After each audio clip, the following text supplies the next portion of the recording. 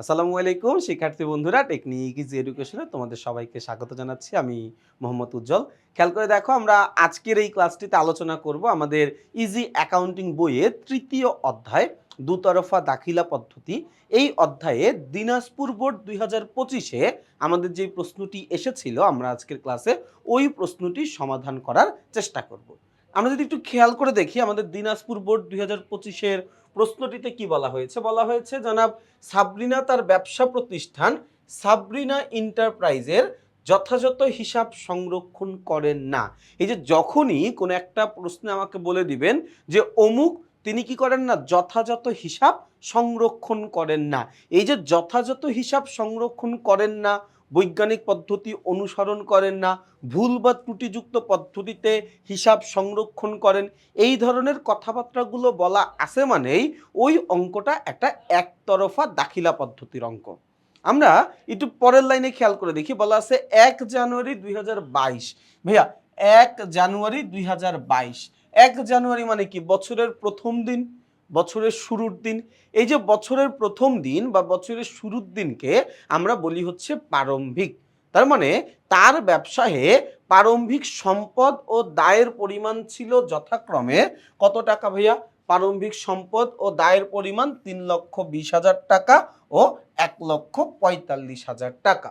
উক্ত বছরে তিনি প্রতি মাসে নগদ 6,000 টাকা এবং কি করেন, সে 2,000 টাকার পণ্য নিজের ব্যবহারের জন্য ব্যবসায় থেকে নিয়ে যেতেন। তাহলে দেখো ভাইয়া, এখানে একটু আমরা কনফিউজড হয়ে যাই। আমরা মনে করি সে মনে হয় পণ্যটাও প্রতি মাসে 2,000 টাকার পণ্য উত্তোলন করছে। না, আমাদের এখানে প্রতি মাসে সে নগদ উত্তোলন করছে 6,000 টাকা করে, পাশাপাশি সারা বছরে সে হচ্ছে 2,000 টাকার পণ্য উত্তোলন করছে।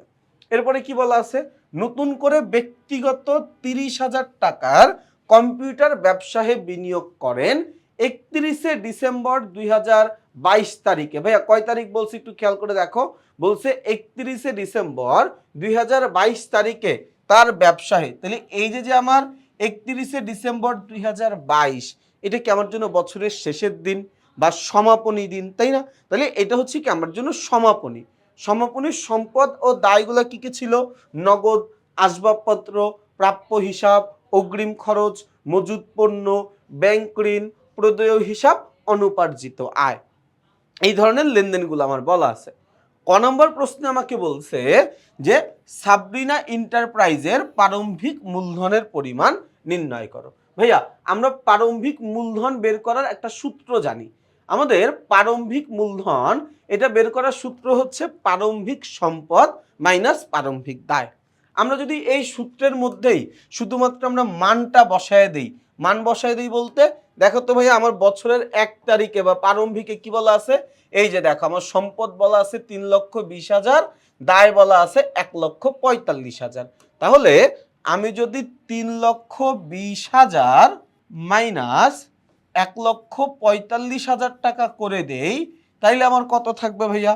3,20,000 মাইনাস 1,45,000 করার পরে তাহলে কত আসে ভাইয়া? আসে হচ্ছে 1,75,000 টাকা। ভাই কত আসে? 1,75,000 টাকা। তাহলে আমার এখানে প্রারম্ভিক সম্পদের পরিমাণ কত? এই প্রারম্ভিক সম্পদ, হ্যাঁ দিনাজপুর বোর্ড, একটা মিনিট, এই প্রারম্ভিক সম্পত্তির পরিমাণ, তাই না? এই তো, এই দেখো ভাইয়া, আমার তাহলে প্রারম্ভিক সম্পত্তির পরিমাণ আসে কত? 1,75,000 টাকা। আমার শুধুমাত্র এখানে এই অধ্যায়ের জন্য আমাকে 3টা সূত্র মুখস্থ রাখা দরকার। সেক্ষেত্রে আমাদের প্রারম্ভিক মূলধন এটা বের করার সূত্র কি?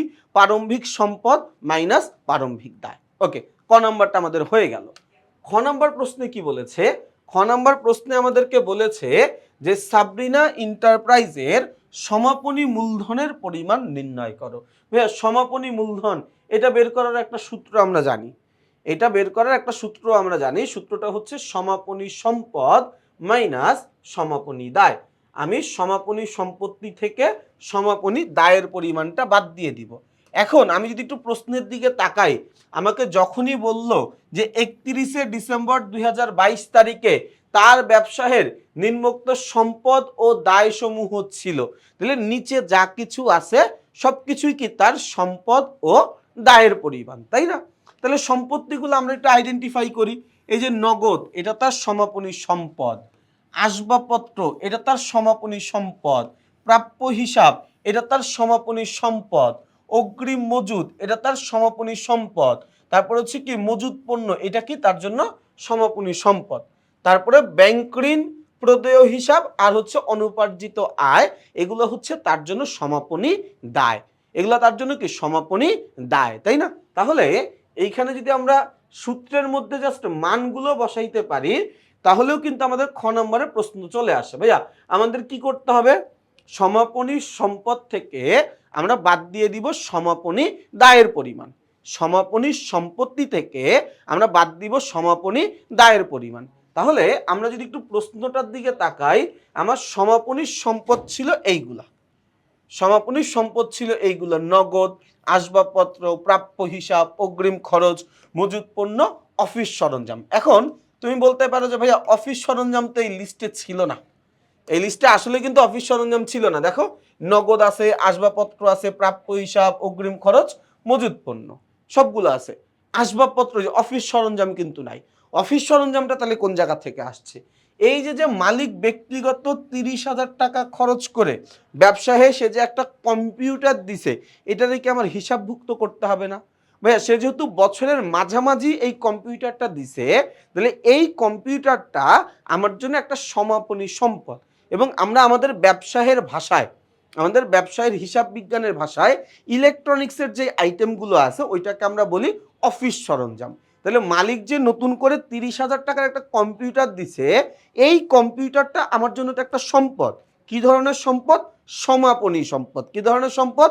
সমাপনী সম্পদ। কথাটা কি বুঝাইতে পারছি? এই কারণে আমরা এইখানে কি করছি? এই সরঞ্জামটা যোগ করছি। এখন তাহলে তুমি এগুলো সবগুলো যোগ বিয়োগ করো। যোগ বিয়োগ করে দেখো কত আসে ভাইয়া? 6,40,000 টাকা। ভাইয়া কত আসে? 6,40,000 টাকা। ওকে, ফাইন। এরপরে আমরা এই জায়গা থেকে বাদ দিব কি? বাদ দিব হচ্ছে ঋণের পরিমাণ বা দায়ের পরিমাণ, তাই না? ভাইয়া দায় কি কি আছে আমার এখানে? দায় আছে, ব্যাংক ঋণ আছে 40,000 টাকা, প্রদেয় হিসাব 65,000 টাকা, অনুপার্জিত আয় 12,000 টাকা। তাহলে আমরা এই সবগুলো দায় যোগ করে কি করব? বাদ দিয়ে দিব। তাহলে আমরা এগুলো যোগ করি ভাইয়া। এই যে দেখো 40,000, 60,000, 12,000 যোগ করলাম, যোগ করে বাদ দিয়ে দিব। তাহলে কত? 6,40,000 টাকা থেকে আমাকে বাদ দিতে হবে কত? 6,40,000 বাদ 1,17,000 টাকা। বাদ দিয়ে দিলে থাকতেছে কত? থাকতেছে হচ্ছে আমার এখানে 5,23,000 টাকা। ভাই কত থাকতেছে? 5,23,000 টাকা। এই 5,23,000 টাকার নাম হচ্ছে আমার জন্য সমাপনী মূলধন। এটার নাম হচ্ছে কি আমার জন্য? সমাপনী মূলধন। তাহলে ভাইয়া আমরা ক নাম্বার প্রশ্নটাও ঠিক করে করতে পারলাম, খ নাম্বার প্রশ্নটাও কিন্তু আমরা খুবই চমৎকার ভাবে করে ফেলতে পারলাম। এবং এইভাবেই আমরা আমাদের ইজি অ্যাকাউন্টিং বইয়ের প্রতিটা প্রশ্নে, প্রতিটা সৃজনশীল, প্রতিটা এমসিকিউ এরকম করে বিস্তারিত সমাধান করে দিচ্ছি। এবং এই সমাধানের ভিডিওগুলো তোমরা যেন খুব সহজেই খুঁজে পাও। এই সমাধানের ভিডিওগুলো তোমরা যেন খুব সহজে, মানে অনেক সময় ব্যয় করে খুঁজতে না হয়, এই জন্য আমরা প্রশ্নের আগে এরকম একটা কিউআর কোড ব্যবহার করেছি। তোমরা যখন তোমাদের বইতে থাকা কিউআর কোডটা স্ক্যান করবা, স্ক্যান করার সাথে সাথে কিন্তু তোমার সামনে ওই প্রশ্নের সমাধানটা চলে আসবে। অর্থাৎ যেই প্রশ্নের উপরের কিউআর কোডটা তুমি স্ক্যান করবা, তোমার সামনে ওই প্রশ্নটাই আসবে। তুমি ওই প্রশ্নের উত্তরটাই তখন তোমার সামনে দেখতে পাবা। আচ্ছা, গ নম্বর প্রশ্নটায় আমরা আসবো। গ নম্বর প্রশ্নে কি বলেছে? গ নম্বর প্রশ্নে আমাদেরকে বলেছে, এই গ নম্বর প্রশ্নে কি বলেছে দেখো ভাই, আমাদের গ নম্বর প্রশ্নটায়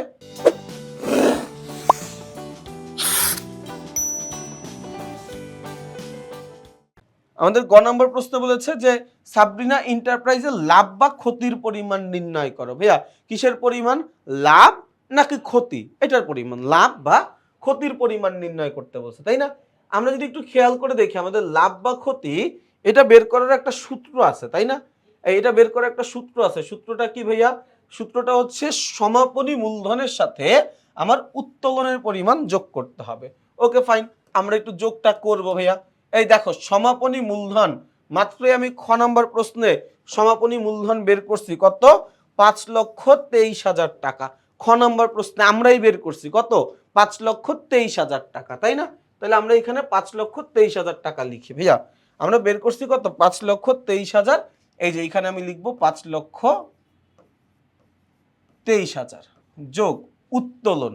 আচ্ছা, উত্তোলন কত টাকা এটা তো আমি জানি না, উত্তোলনের পরিমাণ তো জানি না। একটু খেয়াল করো, বলছে তিনি প্রতি মাসে নগদ 6,000, তাহলে 6,000 টাকা করে 12 মাস সে উত্তোলন করে, তাই না? 6,000 টাকা করে 12 মাস, তাহলে 6,000 ইন্টু 12 করলে কত আসে ভাইয়া? 72,000 টাকা। ওকে, এবং 2,000 টাকার পণ্য দ্রব্য, 2,000 টাকার পণ্য দ্রব্য, তাহলে করলে কত আসে? আসে হচ্ছে 74,000 টাকা। এই করলে কত আসে? আসে হচ্ছে 74,000 টাকা। তাহলে যোগ উত্তোলন কত? 74,000 টাকা মাইনাস প্রারম্ভিক মূলধন। প্রারম্ভিক মূলধন আমরা ক নাম্বার প্রশ্নে বের করছিলাম ভাইয়া? প্রারম্ভিক মূলধনের পরিমাণ আমরা ক নম্বরে বের করছিলাম? 1,75,000 টাকা। তাহলে এই যে এখানে লিখবো আমি 1,75,000 যোগ অতিরিক্ত মূলধন, তিনি বছরের মাঝামাঝি আরো 30,000 টাকা ব্যবসায় বিনিয়োগ করেন। তাহলে অতিরিক্ত মূলধনের পরিমাণ কত ভাইয়া? অতিরিক্ত মূলধনের পরিমাণ 30,000 টাকা। ওকে, এখন তুমি এই জিনিসগুলো যোগ বিয়োগ করো, যোগ বিয়োগ করো ভাইয়া। 5,23,000 যোগ 74,000 যোগ করলে তাহলে এখানে আসে কত? 5,97,000 মাইনাস 1,75,000 যোগ 30,000 করলে আসে কত ভাইয়া? 2,05,000। আচ্ছা, এখন তাহলে আমরা 5,97,000 টাকা থেকে বাদ দিব 2,05,000 টাকা, বাদ দিলাম, তাহলে থাকে কত ভাইয়া? 3,92,000 টাকা। এবং যেহেতু রেজাল্টটা পজিটিভ আসছে, তার মানে এটা আমার জন্য লাভ হয়েছে। যেহেতু রেজাল্টটা পজিটিভ আসছে, ধনাত্মক আসছে, তার মানে কি এটা আমাদের জন্য একটা লাভ হয়েছে ভাইয়া। আমাদের জন্য কি হয়েছে ভাইয়া? আমাদের জন্য এটা একটা লাভ হয়েছে। এই প্রশ্নটাই এখানে দেখো, এই প্রশ্নটাই এইখানে দেখো। এই যে দেখো, আমরা খুব সুন্দর করে এই জায়গাটাই করে ফেলছি। সূত্র লিখলাম, সূত্র দেখার পরে সূত্রের মান বসাইলাম, ক্যালকুলেশন করে এই জায়গায় চলে আসলো 3,92,000 টাকা। আর উত্তোলনের পরিমাণটাও দেখো, খুব সুন্দর করে বের করে দেওয়া আছে। উত্তোলনের পরিমাণ কত? উত্তোলনের পরিমাণ হচ্ছে 74,000 টাকা। অর্থাৎ তোমরা যদি আমাদের এই বইটা ফলো করো, তোমার কাজ হচ্ছে শুধুমাত্র এই বইটা কিনে, এই বইতে যতগুলো সৃজনশীল আছে, এই বইতে যতগুলো এমসিকিউ আছে, ওইগুলো তুমি মনোযোগ দিয়ে করবা। যেই প্রশ্নটা তুমি বুঝতে পারবা না, না বোঝার কোনো কারণ নাই, কারণ তোমরা আমাদের সমাধানটা দেখতে পাচ্ছ। আমরা সমাধানেই খুবই বিস্তারিতভাবে ব্যাখ্যা করে দিয়েছি, যাতে করে তোমার বুঝতে খুব একটা অসুবিধা না হয়। এরপরেও যদি তোমার বুঝতে কোনো রকম কোনো অসুবিধা মনে হয়, তাহলে তোমরা কিন্তু এই যে প্রশ্নের উপরে কিউআর কোড দেখতে পাচ্ছ, এটা স্ক্যান করে কিন্তু কোনো লাভ হবে না। কারণ আমি পুরো কিউআর কোডটা দেখাচ্ছি না, অর্ধেক কিউআর কোড দেখাচ্ছি। এটা স্ক্যান করে কোনো লাভ নাই। কিন্তু এমনিতে তুমি কি করবা? এমনিতে তোমার বইতে তুমি যেই বইটা সংগ্রহ করবা, ওই বইয়ের উপরে যে কিউআর কোডটা থাকবে, ওই কিউআর কোডটা স্ক্যান করলেই দেখবা তোমার সামনে ওই প্রশ্নের সমাধানের একটা ভিডিও চলে আসবে। ওই ভিডিওগুলো তুমি মনোযোগ দিয়ে করবা। এভাবে বইয়ের মধ্যে যতগুলো সৃজনশীল আর এমসিকিউ থাকবে, তুমি যদি এতটুকু করতে পারো, তোমার বোর্ড পরীক্ষায় ইনশাল্লাহ খুবই ভালো একটা ফলাফল তুমি নিয়ে আসতে পারবা। তো তোমাদের সবার জন্য রইল অনেক অনেক শুভকামনা। সবাই ভালো থাকবা, সুস্থ থাকবা, আমার জন্য বেশি বেশি করে দোয়া করবা। আসসালামু আলাইকুম।